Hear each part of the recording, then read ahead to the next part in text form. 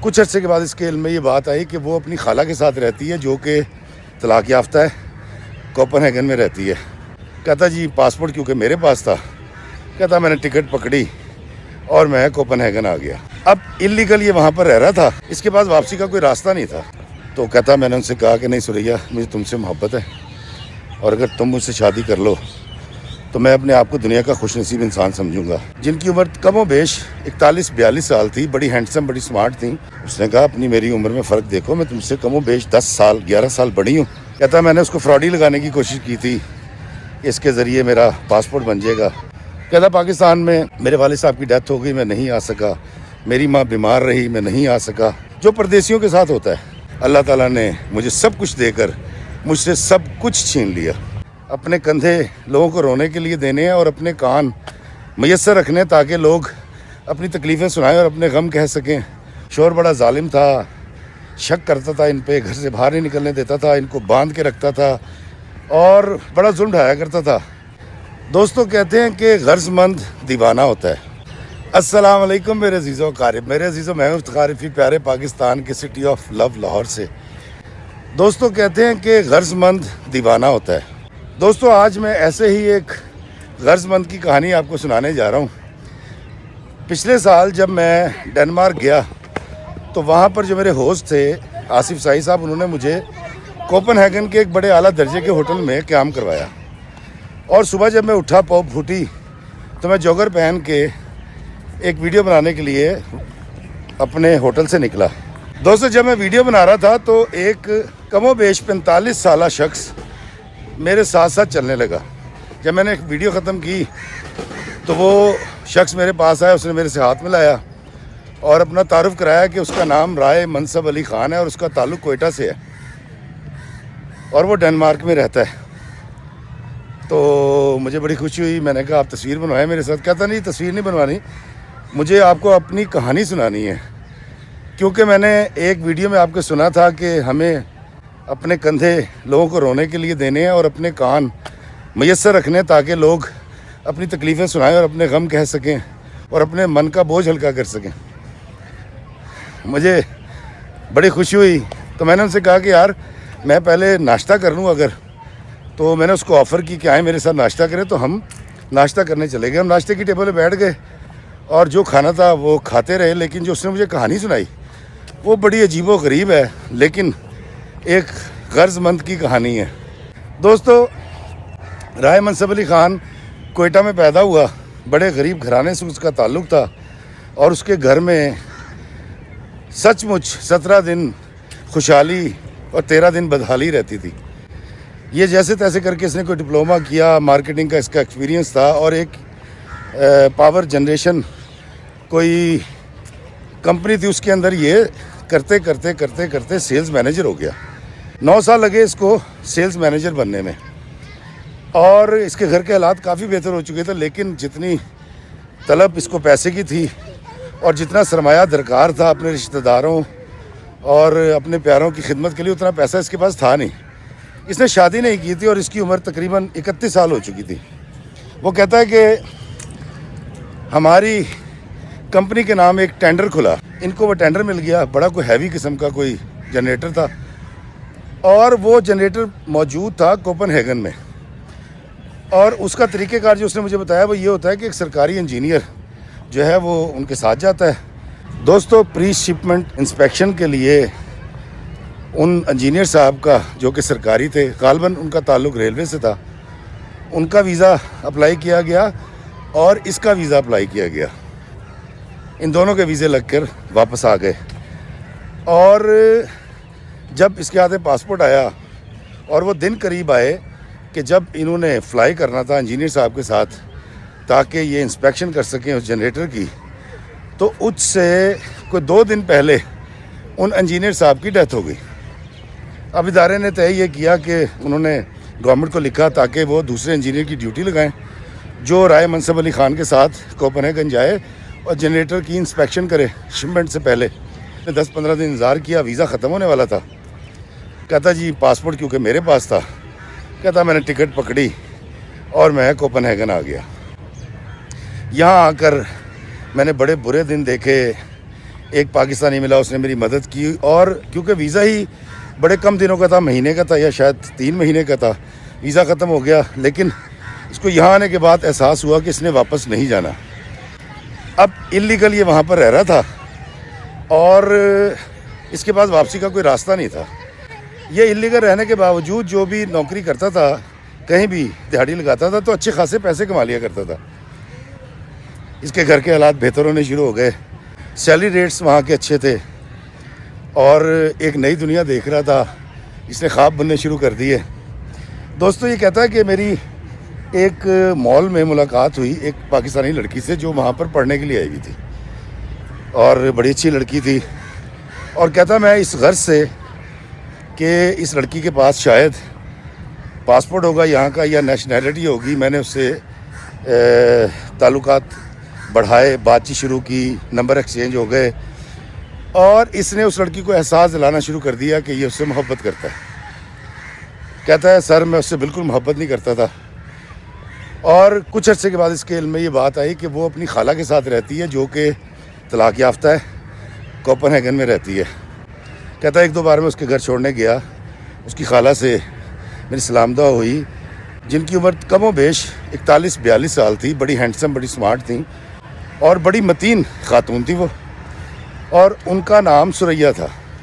اب ثریا کے ساتھ رائے منصب علی کی ملاقات ہوئی, اور اکثر جب یہ اس لڑکی کو جس کا نام سعدیہ تھا, جس کا تعلق پاکستان سے تھا اور وہ وہاں اسٹوڈنٹ تھی, سعدیہ کو چھوڑنے یا پک کرنے کے لیے جب جاتا تھا تو اس کی خالہ کے ساتھ, ثریا کے ساتھ اس کی انٹریکشن ہوا کرتی تھی. دوستو, کہتا ہے مجھے کچھ عرصے میں پتہ چل گیا کہ سعدیہ کی وجہ سے مجھے یہاں پر نہ سٹے ملے گا نہ پاسپورٹ ملے گا. تو میرے ذہن میں آیا کہ کیوں نہ میں اس کی خالہ کے ساتھ جو ہے تعلقات استوار کروں, ہو سکتا ہے یہ میری کو ہیلپ کر سکیں. تو کہتا ہے کہ جب میں نے ثریا صاحبہ کے ساتھ بات چیت شروع کی, اور ان کو قریدا تو پتہ ہی چلا کہ یہ پاکستان کے ایک علاقے سے بیاہ کے آئی تھیں یہاں پر. شوہر بڑا ظالم تھا, شک کرتا تھا ان پہ, گھر سے باہر نہیں نکلنے دیتا تھا, ان کو باندھ کے رکھتا تھا, اور بڑا ظلم ڈھایا کرتا تھا. اور پھر ایک بار جب اس کو موقع ملا ثریا کو, وہ گھر سے باہر نکلی, اس نے پولیس کمپلین کی, اور پولیس نے اپنی کسٹڈی میں لے کر ثریا کے ہسبینڈ کے خلاف, جو کہ وہاں کا نیشنل تھا, مقدمہ دائر کیا, اور اس کو علاقے میں داخلے پر پابندی لگ گئی, وہ گھر نہیں آ سکتا تھا. اور پھر جب اس نے ڈائیورس فائل کی ہے تو اس کی آئیدی جائیداد اور بینک بیلنس اور جو کچھ تھا وہ آدھا آدھا اس کو مل گیا. اب ثریا جو ہے وہ ویل آف ہے, اس کے پاس گھر ہے, اس کے پاس لینڈ ہے, اور اس کے پاس ایک بڑی اچھی جاب بھی ہے, اور بڑی سیٹل ہے. اور وہ کہتا ہے ثریا اتنی غموں کی ماری تھی کہ جب بھی میری اس سے ملاقات ہوتی وہ اپنے شوہر کے جبر کے قصے سنایا کرتی تھی. میں اس میں انٹرسٹ لیا کرتا تھا. کہتا کہ سر میں قسم کھا کے کہتا ہوں کہ میں وہاں سے اگر واپس آ جاتا تو نہ میری بہنوں کی شادی ہوتی, نہ میرے بھائیوں کی شادی ہوتی, نہ میں گھر بنا سکتا تھا, کچھ بھی نہیں کر سکتا تھا. کہتا پاکستان میں میرے والد صاحب کی ڈیتھ ہو گئی, میں نہیں آ سکا, میری ماں بیمار رہی, میں نہیں آ سکا, جو پردیسیوں کے ساتھ ہوتا ہے. لیکن ثریا اکثر اس کو کھانے پہ بلا لیتی, اور سعدیہ کئی بار اس پر اعتراض کیا کرتی تھی کہ تم میری خالہ کو بڑی تکلیف میں مبتلا کر دیتے ہو, تو کوشش کیا کرو کہ مطلب جب یہ بلائیں تو تم انکار کر دو. لیکن یہ انکار کرتا نہیں تھا. ثریا نے ایک دن اسے پوچھا کہ کیا تم سعدیہ سے شادی کرو گے؟ تو کہتا کہ پتنی میرا اس وقت ابلیس یا میرا نفس کتنا طاقتور تھا. تو کہتا میں نے ان سے کہا کہ نہیں ثریا, مجھے تم سے محبت ہے, اور اگر تم مجھ سے شادی کر لو تو میں اپنے آپ کو دنیا کا خوش نصیب انسان سمجھوں گا. کہتا ثریا کے رنگ بدل گئے. اس نے کہا اپنی میری عمر میں فرق دیکھو, میں تم سے کم و بیش 10 سال 11 سال بڑی ہوں. اس نے کہا سو وٹ, اس سے کیا فرق پڑتا ہے؟ تو نے کہا سعدیہ, اس نے کہا سعدیہ تو بے وقوف سی ہے, اس کو لگتا ہے کہ وہ مجھ سے محبت کرتی ہے, لیکن میں تو اس سے محبت نہیں کرتا. دوستو شاید ثریا کو بھی ایک ساتھی کی ضرورت تھی. اس نے یہ بات اپنی بھانجی سے نہیں کی, اور یہ دونوں گفتگو کرتے رہے, تعلقات ان کے بڑھتے گئے. اور وہ کہتا ہے کہ سچی مچی افتخار بھائی ایک وقت آیا مجھے لگا کہ مجھے سریا سے بے تحاشا محبت ہو گئی ہے. کہتا میں نے اس کو فراڈی لگانے کی کوشش کی تھی کہ اس کے ذریعے میرا پاسپورٹ بن جائے گا, لیکن سچ مچ میں اس میں انوالو ہو گیا. میں سریا کو سوچنے لگا, اس کا بولنا, اس کا چالنا, کیونکہ سعدیہ کے اندر ایک بڑی خامی یہ تھی, بحث بہت کرتی تھی. فون نہ اٹھاؤ تو وہ عذاب کر دیتی تھی, میسیج کا جواب نہ دو تو جھگڑا کرتی تھی. تو میں محبت تو اس سے ویسے بھی نہیں کرتا تھا, لیکن جو تھوڑا بہت انس تھا اس کے ساتھ وہ بھی ختم ہو کر رہ گیا تھا. رائے منصب علی خان کہتا ہے کہ ایک دن سعدیہ نے مجھ سے کہا کہ میری کیونکہ ڈگری کمپلیٹ ہو رہی ہے اور میں پاکستان جا رہی ہوں, تو تم بھی پاکستان چلو اور میرے ماں باپ سے میرا رشتہ مانگو. تو رائے منصب کہتا ہے کہ جی میں نے صاحب اس سے کہہ دیا کہ میں تو کسی بھی صورت تم سے شادی نہیں کروں گا اور نہ میں اس ملک کو چھوڑوں گا جب تک مجھے نیشنلٹی نہیں مل جاتی. سعدیہ نے اس کے بڑے منت ترلے کیے, سمجھایا, محبت کے واسطے دیے, لیکن یہ انکار کرتا چلا گیا. ایک دن کا ہی یہ جب سریا سے ملنے اس کے گھر گیا ہے, یہ لوگ ڈرائنگ روم میں بیٹھ کے بات کر رہے تھے. سعدیہ اس وقت سو رہی تھی اور بڑی شدید سردی پڑ رہی تھی کوپن ہیگن میں. تو ان دونوں کی گفتگو کہیں سعدیہ نے سن لی. سعدیہ کمرے میں آئی ہے, اس نے ان دونوں کو دیکھا ہے. اس نے کہا آنٹی آپ رائے منصب کو پسند کرتی ہیں؟ اس نے کہا ہاں میں اس کو پسند کرتی ہوں. میں تمہیں بتانے والی تھی تاکہ تم اپنے لیے کچھ اور اچھا سوچ سکو, لیکن میں یہ سوچ رہی تھی کہ کس طرح تم تک بات پہنچے گی, لیکن اچھا ہوا تم نے سن لیا اور ہم دونوں شادی کرنا چاہتے ہیں. وہ کہتا ہے سعدیہ دھاڑے مار کے رو پڑی اور میں وہاں سے آ گیا. کہتا ہے 2-3 دن تک سریا سے میری بات نہیں ہوئی, میری کچھ مصروفیات تھیں. وہ کہتا ہے کہ 3 دن کے بعد پتہ چلا کہ سعدیہ نے بوریا بستر لپیٹا اور پاکستان جا چکی ہے. کہتا ہے مجھے ہلکا سا فیل ہوا, لیکن چونکہ سعدیہ میرا ٹارگٹ نہیں تھی, میری منزل تھی سریا, جس کی وجہ سے مجھے پاسپورٹ ملنا تھا. وہ کہتا ہے جی کہ میں نے کبھی سعدیہ کا ذکر بھی نہیں کیا. سریا نے 1-2 بار کیا تو میں نے اس کو روک دیا. اور وہ کہتا ہے کہ مجھے سریا کی باتیں, اس کا چلنا, اس کا پھرنا, اس کی مسکراہٹ, سب کچھ بہت اچھی لگنے لگی. کہتا اب یہ وہ وقت آ گیا تھا کہ شاید کوپن ہیگن میں مستقل سکونت جو ہے وہ پیچھے رہ گئی اور محبت کہیں آگے بڑھ گئی تھی, لیکن پاسپورٹ تو مجھے لینا تھا. تو کہتا میں نے اور سریا نے جا کے شادی کر لی. ہم بہت ہنسی خوشی رہنے لگے اور کہتا وقت گزرتا رہا, مجھے کبھی احساس نہیں ہوا کہ میری اس کی عمر میں کوئی فرق ہے. مجھے صرف ایک بات اس کی بری لگتی تھی کہ وہ تقریباً روزانہ 2 بار اپنے ایکس کا ذکر کیا کرتی تھی, لیکن میں نے کوشش یہ کی کہ میں اس کی تکلیف کو دور کروں, میں اس کی دل جوئی کروں, اس کی حوصلہ افزائی کروں, اس کو امید میں رکھوں, اور میں اس میں بڑا کامیاب رہا. کہتا اسے شادی کے بعد میں لیگل ہو گیا اور چونکہ جو میرا ڈپلومہ تھا وہ ایک ہنرمند کا ڈپلومہ تھا, تو مجھے وہاں پر کام بھی ملنے لگا. دوستوں زندگی بڑی اعلیٰ درجے کی ہو گئی. اس نے باقاعدہ طور پہ پاکستان میں گھر بنا لیا, بھائیوں کی شادیاں کی, بہنوں کی شادیاں کی, اور اس کی قسمت بدل گئی ہے. جو جو چاہتا تھا وہ اللہ تعالیٰ نے کر دیا. اب رائے منصب علی غریب سے سیٹ بن چکا تھا اور سریا کے ساتھ بہت خوش تھا. دوستوں رائے منصب کہتا ہے کہ اس کے بعد میں نے اور سریا نے مل کے ایک فوڈ چین بنا لی اور ہماری فوڈ چین بہت چلی. اللہ تعالیٰ نے خون برسا دیے, پیسہ ہو گیا. میں جتنے پیسے کی خواہش لے کر آیا تھا اس سے سینکڑوں گنا زیادہ میرے پاس پیسہ تھا, اور سریا کی محبت میں اتنا گم تھا کہ مجھے لگتا تھا یہ زندگی کبھی اختتام پذیر نہیں ہوگی. میں نے کبھی سعدیہ کو یاد نہیں کیا, لیکن کبھی کبھی مجھے سعدیہ کے وہ آنسو خیالوں میں نظر آتے تھے کہ اس کی آنکھیں بھری ہوئی اور وہ دیکھ رہی ہے, اور وہ شاید خاموشی کی زبان میں پوچھ رہی تھی کہ آنٹی منصب تم. لیکن اس سے کہا کچھ نہیں تھا. کہتا باقی کچھ نہیں تھا, میری ماں کی بھی ڈیتھ ہو گئی, میں پاکستان جاتا آتا رہا, اللہ تعالیٰ نے ہمیں اولاد نہیں دی, اور زندگی بڑی تیزی کے ساتھ زور و شور کے ساتھ آگے بڑھ رہی تھی, کسی چیز کی کوئی کمی نہیں تھی. میں اپنے آپ کو دنیا کا سب سے خوش نصیب ترین انسان سمجھتا تھا. کہتا جی ایک دن میں اور سریا ہم جا رہے تھے ہائی وے پہ, سنو فالنگ ہو رہی تھی, گاڑی اسکٹ ہوئی ہے اور ایک ٹاور سے لگی ہے جا کے, اور سریا کی ڈیتھ ہو گئی. کہتا سب کچھ اتنا آنن فانن ہوا ہے, ود ان سیکنڈس کے کچھ پتہ نہیں چلا. کہتا سریا کی تدفین کے بعد مجھے کچھ چوٹیں لگی تھی, میں ٹھیک ہو گیا تھا, لیکن میں بہت اکیلا پڑ گیا.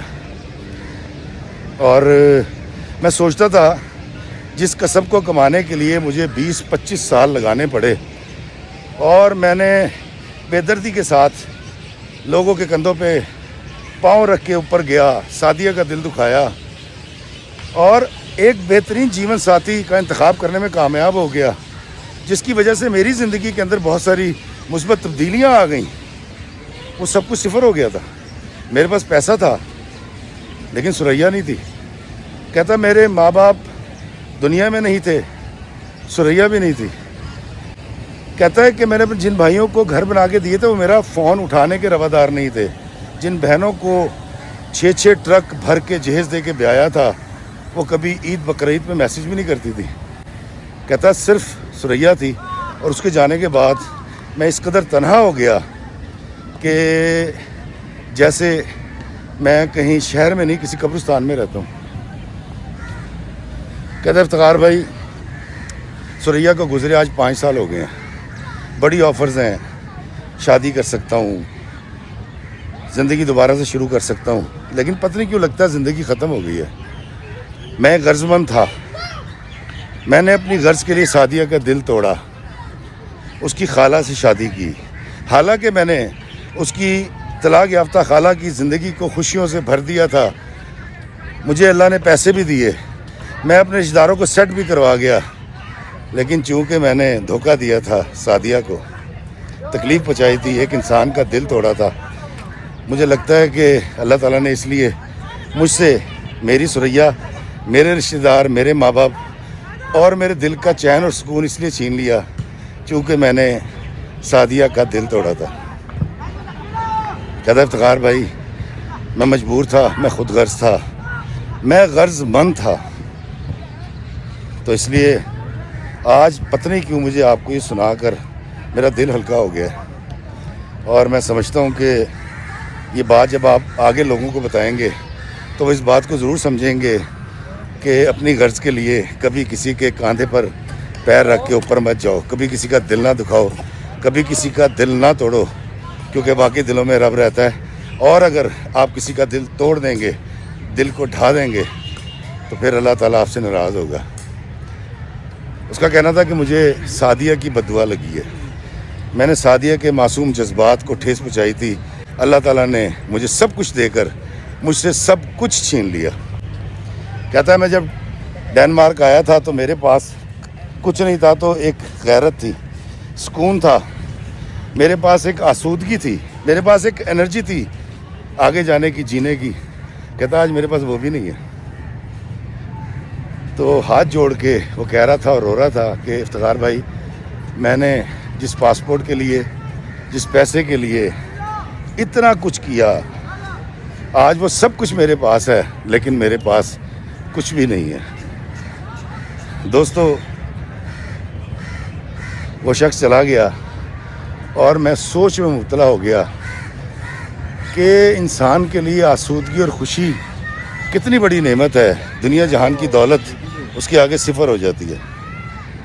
تو اگر میرا یہ ویڈیو کوئی غرض مند سن رہا ہے, یا وہ لوگ جو سن رہے ہیں جن کے پاس غرض مند آتے ہیں, تو خدا را غرض مند کی جلدی سے غرض پوری کریں, دل مت لگائیں اور اس کو چلتا کریں, تاکہ آپ بھی سعدیہ کی طرح راندہ درگاہ نہ ہو جائیں, اور پھر رائے منصب علی خان کی طرح آپ کسی افتخار افی کے کندھے پہ سر رکھ کے رو رہے ہوں اور اس کے کانوں کو اپنی بپتا سنا کے آنسو بہائیں, لیکن وقت گزر چکا ہو. جیسی کرنی ویسی بھرنی. اللہ میں آسانیت عطا فرمائے, اور آسانیاں تقسیم کرنے کا شرف عطا فرمائے، آمین۔ السلام علیکم ورحمۃ اللہ وبرکاتہ۔